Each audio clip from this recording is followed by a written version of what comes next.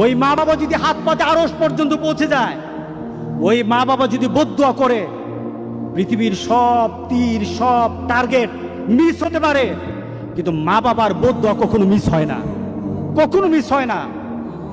আর সন্তান মা বাবার জন্য যখন দোয়া করে, পৃথিবীর কোনো হুজুর, পৃথিবীর কোনো বুজুর্গ ব্যক্তির দোয়া কবুলের ব্যাপারে সন্দেহ থাকতে পারে, কিন্তু সন্তান যখন মা বাবার জন্য দোয়া করে, এই দোয়া আল্লাহ ফেলে দেয় না।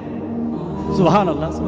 কারণ মা বাবার এই দোয়াটা শিখিয়ে দিয়েছেন স্বয়ং আল্লাহ সুবহানাহু ওয়া তাআলা, রব্বির হামহুমা কামা রব্বায়ানি সগীরা।